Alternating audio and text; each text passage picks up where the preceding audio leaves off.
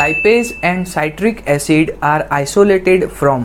तो अगर आपका जवाब ए, बी या फिर डी में से था तो आप गलत हो। यहाँ पे आप देखिए जिन जिन प्रोडक्ट को हम आइसोलेट करते हैं माइक्रो ऑर्गेनिज्म में से, तो उनका लिस्ट है। पेनिसिलिन को हम आइसोलेट करते हैं पेनिसिलम नोटाटम में से, स्ट्रेप्टोमाइसिन को स्ट्रेप्टोमाइसिस ग्रीसियस से, क्लोरेम्फेनिकोल को स्ट्रेप्टोमाइसिस वेनेजुएला से, लाइपेज को एस्परजिलस नाइगर से और साइट्रिक एसिड को भी एस्परजिलस नाइगर से हम आइसोलेट करते हैं। अब आपको पता चल गया होगा कि ऑप्शन सी जवाब क्यों सही था। चलिए अब देखते हैं इम्यूनोग्लोबुलिन की कुछ डिटेल जो कि पूछी जा सकती है। 5 टाइप के इम्यूनोग्लोबुलिन होते हैं, IgG, IgM, IgA, IgD और IgE। तो IgG का मॉलिक्यूलर वेट 1,50,000 और परसेंटेज इन सीरम 80%, IgM का मॉलिक्यूलर वेट 90,000 और जिनका percentage in the serum 6%, IgA उनका मॉलिक्यूलर वेट 4 लाख से 1,70,000 तक वेरी करता है और percentage in the serum 13%, IgD जिनका मॉलिक्यूलर वेट है 1,85,000 और इनका परसेंटेज ऑफ सीरम 1% है, IgE का मॉलिक्यूलर वेट 1,90,000 और जिनका परसेंटेज इन द सीरम 0.002%। तो ये थी इम्यूनोग्लोबुलिन की डिटेल। अब चलते हैं इंडियन फार्माकोपिया के डिसोल्यूशन पैरामीटर्स को समझने के लिए। तो भैया इंडियन फार्माकोपिया के हिसाब से अनकोटेड टेबलेट पानी के अंदर 15 मिनट या उससे कम टाइम के अंदर डिसॉल्व होनी चाहिए। शुगर कोटेड टेबलेट पानी के अंदर 60 मिनट के अंदर डिसॉल्व होनी चाहिए। एंट्रिक coated tablet 0.1 normal HCl with phosphate buffer वाले सॉल्यूशन के अंदर 2 आवर्स तक गैस्ट्रिक के फ्लूइड के अंदर रिमेनिंग रहनी चाहिए और बाकी के 1 आवर के अंदर इंटेस्टिनल फ्लूइड के अंदर वो डिसॉल्व हो जानी चाहिए। फिल्म कोटेड टेबलेट वाटर या फिर 0.1 नॉर्मल HCl के अंदर 30 मिनट या फिर उससे कम टाइम में डिसॉल्व होना चाहिए। वजाइनल टेबलेट पानी के अंदर 30 मिनट या फिर उससे कम के टाइम में डिसॉल्व होना चाहिए।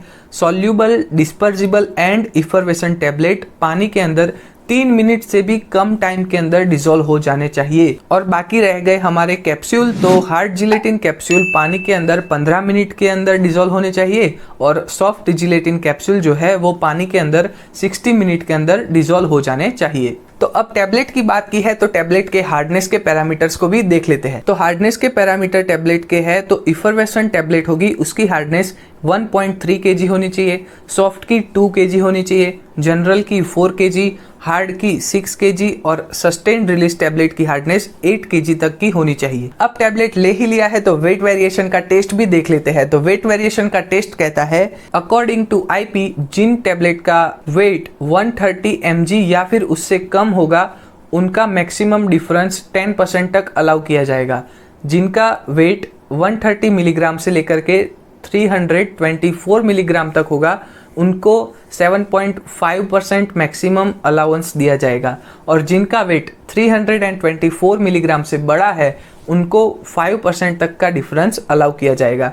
और अकॉर्डिंग टू USP उनके वेट के क्राइटेरिया अलग है। USP में 80 मिलीग्राम या फिर उससे कम की टैबलेट को 10% का डिफरेंस, 80 से 250 तक को 7.5% का और मोर देन 250 को 5% का। ड्रग के क्लासिफिकेशन को इजीली याद करने के लिए आपको एक ट्रिक को जरूर से यूज में लेना है, वो है उसके सफिक्स। तो भैया जिन ड्रग का सफिक्स एजोसिन होगा यानी कि प्राजोसिन या टेराजोसिन, वो सारी की सारी अल्फा 1 ब्लॉकर कैटेगरी की ड्रग्स होगी। जिनका सफिक्स सिलिन होगा वो सारी की सारी पेनिसिलिन होगी, जिनका एग्जाम्पल एम्पिसिलिन या फिर मिथासिलिन। जिन ड्रग का सफिक्स फ्लोक्सासिन होगा वो सारी की सारी फ्लोरोक्विनोलोन्स कैटेगरी की ड्रग होगी, जिनका एग्जाम्पल है सिप्रोफ्लोक्सासिन। अब हॉट फेवरेट ओलॉल बीटा ब्लॉकर्स होंगे, ये सबको मालूम होता है, एटेनोलॉल। और आखिर में प्रिल ACE इनहिबिटर कैप्टोप्रिल। तो मेरी बुक के अंदर मैं ऐसे ही पढ़ रहा था और मुझे एक टेबल मिल गया। तो ये टेबल है कंपाउंड और वाटर के रेशियो के हिसाब से। जो एनहाइड्रस कंपाउंड है उसके अंदर 1 मोल कंपाउंड का और 0 मोल वाटर का, हेमीहाइड्रेट के अंदर 1 मोल कंपाउंड का और आधा मोल वाटर का, मोनोहाइड्रेट के अंदर 1 मोल कंपाउंड का और 1 मोल वाटर का, और डाइहाइड्रेट के अंदर 1 मोल कंपाउंड और 2 मोल वाटर। चलिए बात करते हैं अब कुछ रिएजेंट के बारे में। मेयर्स रिएजेंट जिसके अंदर होता है potassium mercuric iodide, Wagner's reagent जिसके अंदर होता है iodine in potassium iodide, Hager's reagent जो कि होता है salt solution of picric acid, और ड्रैगन ड्रॉप्स रिएजेंट जो कि होता है पोटेशियम बिस्मथ आयोडाइड। तो ये रिएजेंट्स को पढ़ के आपको कुछ याद आया, ये सारे के सारे कौन से क्लास के डिटेक्शन के लिए यूज किए जाते हैं?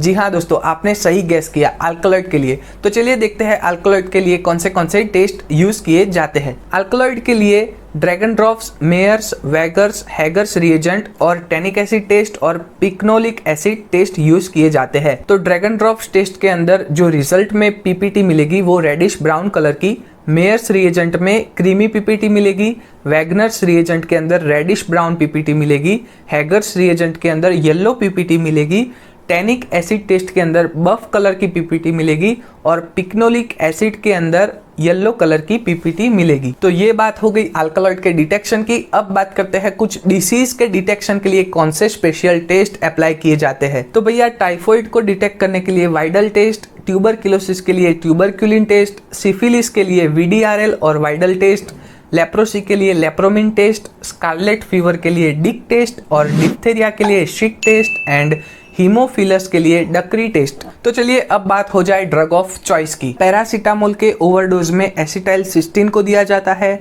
साइनाइड पॉइजनिंग में अमाइल नाइट्राइट को, सालब्यूटामोल को दिया जाता है एक्यूट ब्रोंचियल अस्थमा में, और चीज रिएक्शन के अंदर दिया जाता है फेंटोलामाइन को, और कॉलेरा की ड्रग ऑफ चॉइस है टेट्रासाइक्लिन। तो ये इन्फॉर्मेशन अभी आपको कुछ भी नहीं लग रही होगी, लेकिन जब ये क्वेश्चन बन के आती है तो बहुत ही इंपॉर्टेंट लगती है। तो हर एक इन्फॉर्मेशन को आपको याद रखने की कोशिश करना है। तो चलिए अब चलते हैं वैक्सीन की, और वैक्सीन के कौन से टाइप्स होते हैं वो भी देख लेते हैं। तो भाई लाइव एटेन्यूएटेड वैक्सीन जो है वो measles, mumps, polio, rubella, typhoid, varicella, tuberculosis और येलो फीवर के लिए होती है। Inactivated vaccine rabies, influenza, tetanus और हेपेटाइटिस ए के लिए, टॉक्सोइड, डिप्थेरिया और टिटेनस के लिए होते हैं, और रिकॉम्बिनेंट हेपेटाइटिस बी के लिए होते हैं। तो यही सारे वैक्सीन के टाइप्स हैं जिनको आपको याद रखना है। चलिए अब बात कर लेते हैं सुक्रोज बेस्ड डाइल्यूएंट्स के बारे में। सुक्रोज बेस्ड डाइल्यूएंट 3 टाइप के होते हैं, डीपैक, न्यूटैब और शुगर टैब। जो डीपैक है उसके अंदर 97% सुक्रोज और 3% मॉडिफाइड डेक्सट्रोज होता है। न्यूटैब के अंदर 95% सुक्रोज और 4 to 5% इन्वर्ट शुगर, और शुगर टैब के अंदर 90 to 93% sucrose and 7 to 10% invert sugar होगा। चलिए अब लगे हाथों देख लेते हैं कुछ फुल फॉर्म्स को। तो भैया NCPA का फुल फॉर्म होता है national community of pharmacist association, NCPO का फुल फॉर्म होता है national conference of pharmaceutical organisation, IPGA का फुल फॉर्म है इंडियन फार्मेसी ग्रेजुएट एसोसिएशन, विपो जिसका फुल फॉर्म है वर्ल्ड इंटेलेक्चुअल पेटेंट ऑफिस। तो चलिए देखते हैं अब कुछ ड्रग और उनके सिनोनिम्स को। अर्जेनिया का सिनोनिम होता है इंडियन स्क्विल, डायोस्कोरिया का वाइल्ड याम, एकाशिया का गम अरेबिका, ग्लिसरेजिया का लिकोराइस, एट्रोपा बेलाडोना का डेडली नाइट शेड लीफ और इंडियन ट्रेगाकंथ का गम कराया।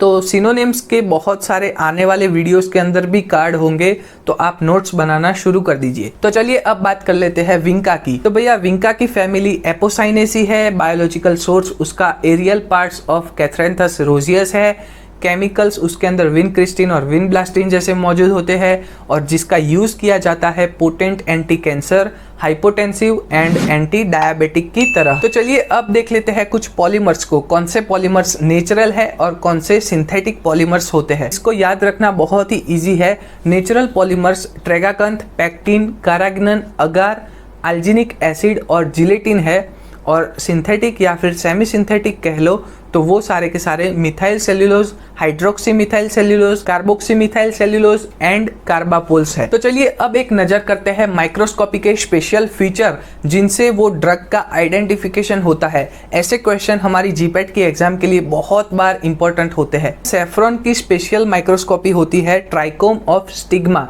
कारावे की स्पेशल माइक्रोस्कोपी है कोलैप्स्ड पेरेन्काइमा, एट्रोपा बेलाडोना के अंदर एनिसोसाइटिक स्टोमाटा होंगे, फनेल के अंदर रेटिकुलेट लिग्निफाइड ट्राइकोम्स होंगे, डिजिटालिस के अंदर ग्लैंडुलर ट्राइकोम्स होंगे, लिकोराइस के अंदर अनलिग्निफाइड सेप्टेट फाइबर होंगे। और अब आखिर में जाते जाते ड्रग और उनकी साइड इफेक्ट को भी देख लेते हैं। क्लोरामफेनिकोल की साइड इफेक्ट है grey baby syndrome, pin point pupil strop syndrome वो मॉर्फिन की साइड इफेक्ट है, डिस्कलरेशन ऑफ टीथ टेट्रासाइक्लिन की साइड इफेक्ट है, फ्रंटल हेडेक इंडोमिथासिन की साइड इफेक्ट है, shake and bake syndrome amphotericin B की साइड इफेक्ट है, ब्लू बेबी सिंड्रोम एमियोडेरोन की साइड इफेक्ट है, वाल्प्रोइक एसिड से कर्लिंग ऑफ हेयर होता है। तो अगर आप एक्टिव स्टेट में इस वीडियो को देखे हो तो आपको पता चल जाएगा कि लास्ट में मैंने साइड इफेक्ट की जगह पे ड्रग लिखा था और ड्रग की जगह पे साइड इफेक्ट लिखा था। ये मैंने जानबूझ के किया था ताकि आपको पता चले कि आप एक्टिवली देख रहे थे या फिर इनएक्टिव थे। बाय द वे, अगर आपने इस वीडियो को लास्ट तक देखा तो आपके अंदर पूरा पोटेंशियल है जीपैट को क्रैक करने का।